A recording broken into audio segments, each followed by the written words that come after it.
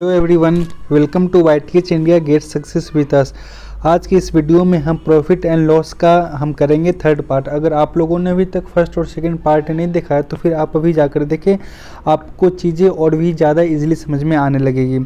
चलते हैं हम अगले अपने क्वेश्चन पे चलते हैं। यह है, एक दुकानदार कुछ वस्तुओं को 15 रुपये में 12 वस्तुओं की दर से खरीदता है। वह सभी वस्तुओं को 14 रुपया में 10 वस्तुओं की दर से बेच देता है। उसका टोटल लेन देन पर लाभ या हानि प्रतिशत ज्ञात करें। हम सभी को मालूम है कि अगर जैसे मेरे पास टोटल हो मेरे पास टोटल हो 20 चॉकलेट, ठीक है। उसके बाद हमारा 20 चॉकलेट का दाम हो 100 रुपया, तो फिर हम एक चॉकलेट का दाम हम निकालते हैं इस पे, ठीक है। फिर यहाँ पे वही है, यहाँ पे क्या है, यहाँ पे 15 रुपया में 12 वस्तुओं की दर से यहाँ पे उसने उस वस्तु को खरीदा। फिर हम क्या करते हैं, हम अमाउंट को लिखते हैं ऊपर। ये हो गया हमारा CP, ये हो गया SP। हम अमाउंट लिखते हैं ऊपर, ये हो गया हमारा अमाउंट। उसके बाद नीचे में क्या, हम नीचे में लिखते हैं यहाँ पे क्वांटिटी, ठीक है। हम यहाँ पे लिख देंगे 12। इसमें हमने उसको खरीदा था, उसके बाद हमने उसको बेच दिया 14 रुपया में 10 वस्तु की दर से हमने उसको बेच दिया, ठीक है। ये हो गया हमारा CP, ये हो गया हमारा SP। फिर इसको हम सॉल्व करते हैं, इसको हम काट देंगे 3 से। ये हो गया 5, ये हो गया 4, फिर ये हो गया 7। इसको हम काटे हैं 2 से। ये हो गया 7, ये हो गया 5। अब हम कर लेते हैं ऐसे मल्टीप्लाई। ये हो गया 25 और ये हो गया यहाँ पे 28। फिर हम देख रहे हैं CP है हमारा 25 और SP है हमारा 28। यानी कि हमने कोई चीज़ 25 रुपया में लिया था और उसको हमने बेच दिया 28 रुपया में। तो फिर हमें हुआ यहाँ से लाभ, का। फिर हमें निकालना है क्या, यहाँ से हमें निकालना है इसका लाभ प्रतिशत।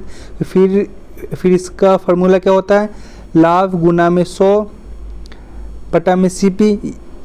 हमारा CP है ये, इसको हम लिख लेंगे, इसे हम काट देंगे। ये हो गया 4, हमारा यहाँ पर आंसर आ जाएगा 12% का हुआ है हमें लाभ। चलते हैं अगले क्वेश्चन पे। यह एक दुकानदार कुछ वस्तुओं को 15 रुपये में 8 वस्तुओं की दर से खरीदता है, ठीक है। फिर हम लिखते हैं, ये हो गया हमारा CP और ये हो गया SP। हमने सामान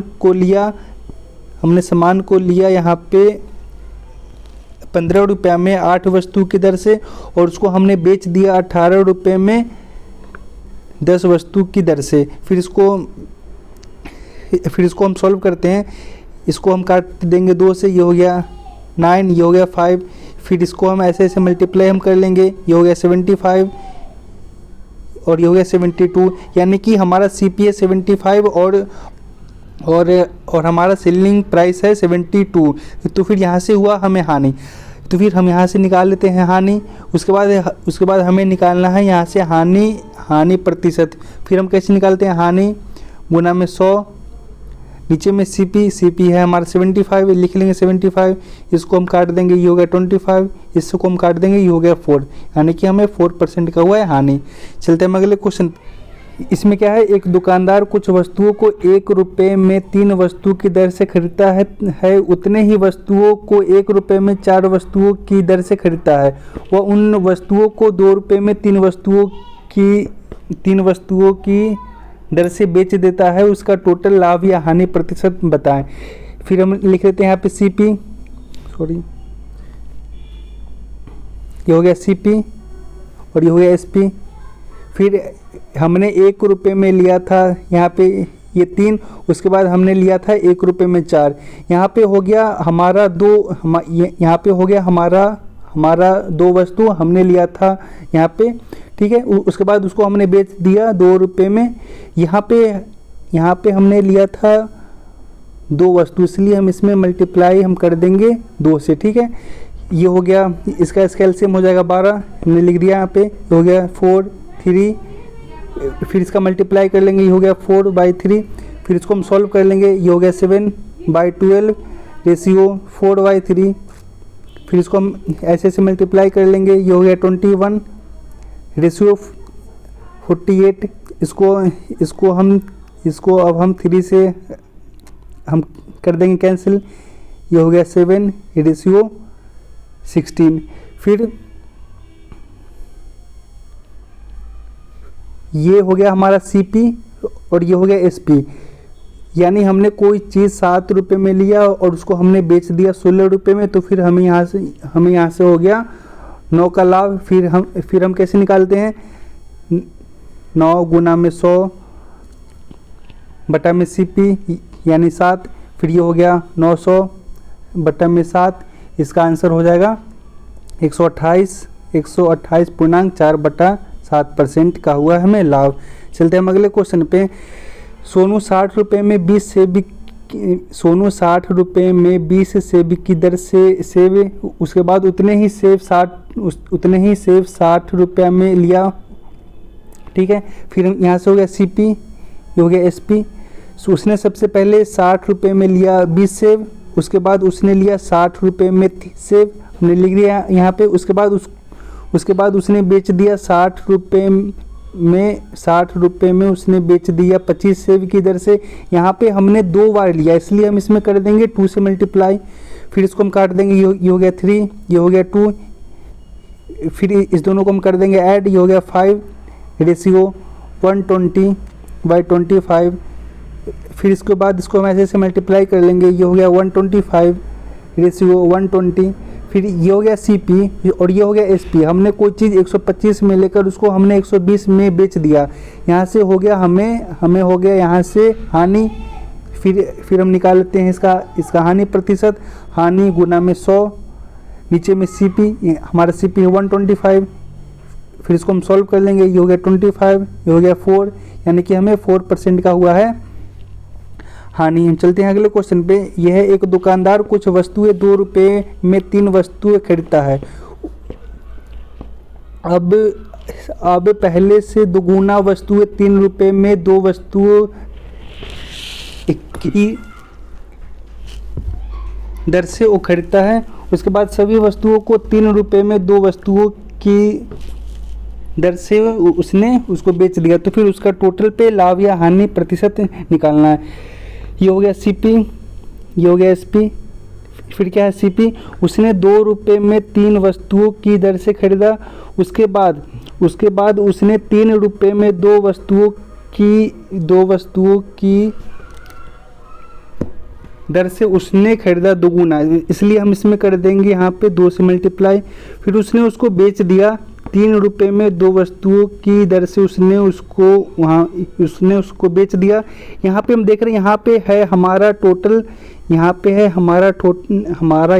है टोटल 3 वस्तु, इसलिए हम इसमें कर देंगे 3 से मल्टीप्लाई। फिर इसको हम सॉल्व कर लेंगे, ये हो गया 2/3। फिर ये हो गया 6, सॉरी इसको हम यहाँ से हम कर दिए यहाँ से कैंसिल। फिर ये हो गया 3 रेशियो 9/2। फिर इसको हम सॉल्व कर लेंगे, ये इसका एलसीएम हो गया 3, ये हो गया 2 + 9 रेशियो 9/2। फिर ये हो गया 11/3 रेशियो 9/2। फिर इसको ऐसे से मल्टीप्लाई कर लेंगे, ये हो गया 22 रेशियो 27।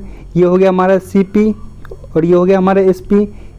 फिर यहाँ से हो गया हमें लाभ, फिर हम यहाँ से निकाल लेते हैं इसका लाभ का प्रतिशत, ये हो गया लाभ गुना में 100, नीचे में CP, ये हो गया 22। फिर इसको हम सॉल्व कर लेंगे, इसका आंसर आ जाएगा 22.8/11% हमारा आंसर आ जाएगा। चलते हम अगले क्वेश्चन पे। एक दुकानदार कुछ वस्तुओं को 4 रुपये में 3 वस्तु की दर से उसने खरीदा। उसके बाद उसने पहले से दुगुनी वस्तुएं 3 रुपये में 2 वस्तुओं की दर से उसने और खरीदा। उसके बाद उसने 7 रुपये में 4 वस्तुओं की दर से उसने उसको बेच दिया, तो फिर उसका टोटल पे लाभ या हानि प्रतिशत निकालना है। ये हो गया CP, ये हो गया SP। उसने 4 रुपये में 3 वस्तुओं की दर से उसने खरीदा। उसके बाद उसने 3 रुपये में 2 वस्तुओं की दर से उसने खरीदा 2 गुना, इसलिए हम इसमें कर देंगे मल्टीप्लाई यहाँ पे। फिर यहाँ पे हो गया हमारा टोटल आर्टिकल हो गया यहाँ पे 3, इसलिए हम इसमें भी 3 से हम कर देंगे मल्टीप्लाई। ये हो गया 7/4, इसमें हम कर देंगे 3 से मल्टीप्लाई। फिर इसको हम सॉल्व कर लेंगे, ये 2 से 2 यहाँ पे हो गया कैंसिल। फिर ये हो गया 4/3 + 3 रेशियो 21/4। फिर इसका एलसीएम हो गया 3, 4 + 9 रेशियो 21/4। फिर इसको हम कर लेंगे सॉल्व, ये हो गया 13/3 रेशियो 21/4। फिर इसको हम ऐसे मल्टीप्लाई कर लेंगे, ये हो गया 52 रेशियो 63। ये हो गया हमारा CP, ये हो गया हमारा SP। फिर यहाँ से हो गया हमें 9 का लाभ। फिर हम यहाँ से निकाल लेते हैं इसका लाभ का प्रतिशत, ये हो गया लाभ गुना में 100, नीचे में हो जाएगा CP 52। फिर इसका आंसर हो जाएगा हमारा 21.2/13 का हुआ हमें लाभ। चलते हैं अगले क्वेश्चन पे।